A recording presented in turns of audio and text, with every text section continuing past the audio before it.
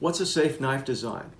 Well, the first thing you have to understand about a knife as a designer is that the knife is an inherently dangerous tool. It has a point and it has an edge, and both of those can cause serious harm and injury. So when you design a knife, you have to design in as many safety features as you can so that you mitigate the possibility of that happening to the person who's using that knife. And we know a lot about that because we pioneered most of those innovations. And if you look back on the 1960s, 70s, and 80s, you don't see any of those things on the knives of that time. And then when we hit the commercial market in the mid-90s, within a couple of years, all of those innovations that we brought to the table were used across the board in almost every cutlery company in the cutlery industry. So we're really proud of that. Certain things, some of them are subtle, some of them are not. For example, the choil, a deep choil on all our knives so your finger doesn't slide forward and up onto that blade edge.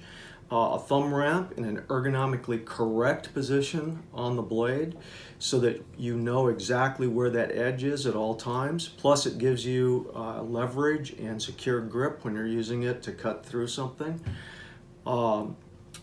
I think one of the other things that is important is the fact that we have a very recessed liner lock so that it's tough to get in there and disengage that blade. I saw knives where the liner lock was actually sticking out of the outline of the handle, which, I mean, that made it a very dangerous knife in my opinion. But again, obviously people that designed some of those knives never used a knife. The other thing too is the ergonomics of the handle, and that's the tricky part. That's when you can tell the real good guys from the amateurs.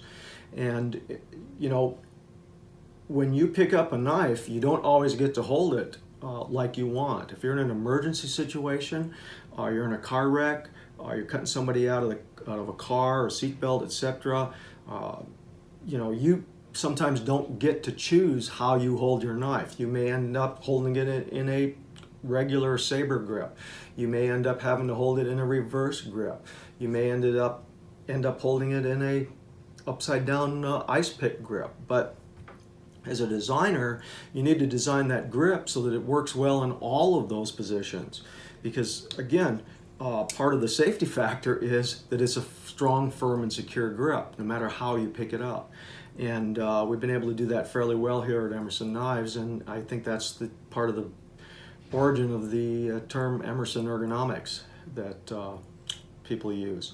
So, you know, those types of things in the knife are all an important factor, and you know, the key is to, you know, making a safe knife is to bring as many of those things to the end product as you possibly can. So we try and do that all the time with every knife design that we produce.